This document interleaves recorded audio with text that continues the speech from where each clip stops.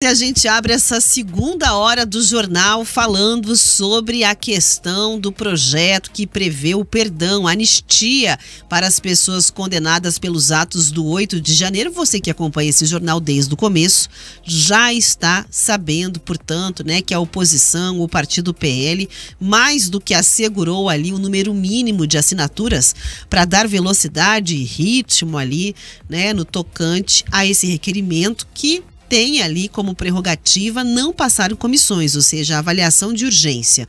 Então, até o começo dessa tarde, para a gente atualizar aqui o placar, eram 262 assinaturas e necessárias 257. E a possibilidade de aprovação do PL da anistia no Congresso Nacional gerou uma reação da ala governista. No X, o antigo Twitter, a ministra das Relações Institucionais, Gleisi Hoffmann, falou sobre esse assunto. Em uma série de posts que vocês que estão na live conosco conseguem acompanhar, ela defendeu que a revisão das penas é atribuição exclusiva do judiciário e alertou para uma possível crise institucional entre os poderes, dependendo do entendimento do legislativo sobre esse caso. Enquanto isso, o presidente da Câmara, o deputado Hugo Mota, do Republicanos, articula nos bastidores um acordo para tentar apaziguar o país. Segundo a coluna do Estadão, o presidente da Câmara já teria conversado com o presidente Lula e com pelo menos 5 ministros do STF para tentar reduzir as penas dos condenados sem a necessidade da aprovação de uma lei da anistia. O requerimento, Rafa, apesar de já ter ali todas as assinaturas, ainda, claro, depende do aval de Hugo Mota para, de fato, ir à votação. Bom, então é o seguinte, o que aconteceu, a gente trouxe aqui um recorte, da manifestação da Gleisi Hoffmann, foi uma fala em que ela chegou a dizer, aspas, ser defensável do ponto de vista de alguns parlamentares esse debate em torno de reduções de pena ou da anistia, e isso teria gerado ali uma espécie de revolta, uma sensação ruim entre ministros do Supremo Tribunal Federal, Próprios aliados ali do governo também chegaram a dizer que a fala era sem pé nem cabeça, não tinha o menor sentido.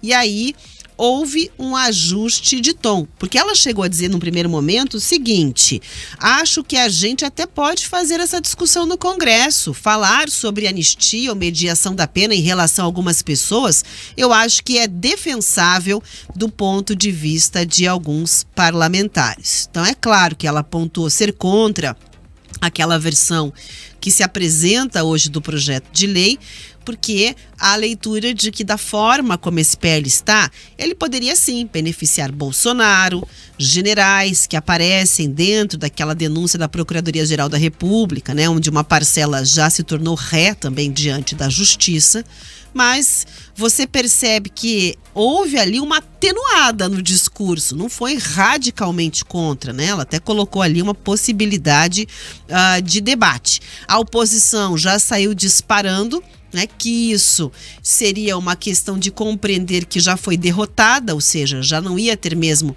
a questão das assinaturas não assegurada, a oposição conseguiria, então, de repente, teria sido uma estratégia, mas nos bastidores a coisa pegou muito mal, porque o entendimento é que o governo tinha que não arredar o pé, sem anistia, um discurso forte batendo nessa linha, e já teria dado uma bambeada, O que ela acabou dizendo em seguida é que a fala dela foi mal interpretada, a fala dela teria sido mal colocada, e que ela é totalmente contra. Ela quis dizer, segundo ela mesma, que caberia ao Congresso fazer essa mediação com o Judiciário, envolvendo reclamações que tratam ali da questão do 8 de janeiro. Conversar sim, mas revisar a pena seria uma atribuição do Judiciário. Então, trouxe ali, portanto, a leitura, mas é aquela história, Depois o estrago já estava feito. Esse, inclusive, também é o entendimento do próprio Hugo Mota, que é o presidente da casa. Ele entende que vai haver uma disputa se, de fato, os parlamentares decidirem por esse assunto, né? Pela anistia total de todos os envolvidos nas invasões às sedes dos 3 poderes em 8 de janeiro.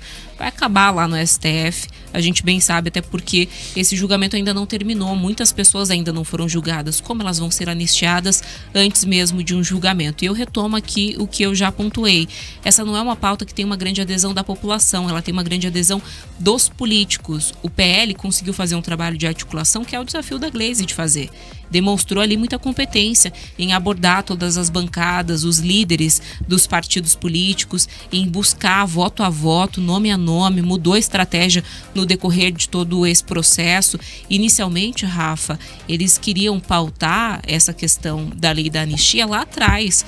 Não conseguiram, entenderam que não tinham força política para isso, adiaram para não contabilizar ali uma derrota, foram com uma estratégia então para as ruas, não deu certo, como eu disse, não tinha essa adesão, mas voltaram para o Congresso e começaram um trabalho de formiguinha, um a um, tentando constranger esses parlamentares com as suas bases eleitorais, entendendo que, apesar de a maioria da população, 56% dos brasileiros serem contra a anistia, você tem 36% que são a favor e que são base de muitos parlamentares. Então eles foram um a um tentando constrangê-los ali para aqueles que ainda não tinham entendimento da importância dessa pauta para a ala da direita, para fazer esse convencimento, e tiveram sucesso. Como a gente acabou de pontuar, ultrapassaram inclusive o número que era necessário, chegaram a 262 assinaturas. Mas o apoio ao projeto, eu repito, não quer dizer um apoio ao mérito. Muitos desses políticos pontuam o que na entrelinha também a Gleisi falou, que de fato pode haver uma revisão das penas, que tem que ter ali uma pena que seja mais justa. Inclusive o projeto prevê que as pessoas que depredaram patrimônio público, elas recebam uma punição apenas por esse crime específico, e aí a gente está falando de uma pena de cerca de 3 anos, diferente das penas que a gente tem visto de 14, 17 anos, que é algo bem diferente, né? Bem distinto aí desses 3 anos. Então, Rafa, diante disso, é preciso chegar a um texto que seja consenso, entendimento ali entre todos os parlamentares do que seria ou não justo. Mas há um outro entendimento de que essa discussão não deveria estar ocorrendo dentro do Congresso, e sim diretamente no Judiciário. Se foram eles que determinaram, né, os juízes do STF, essas penas que para muitos foram abusivas, eles então que façam essa revisão.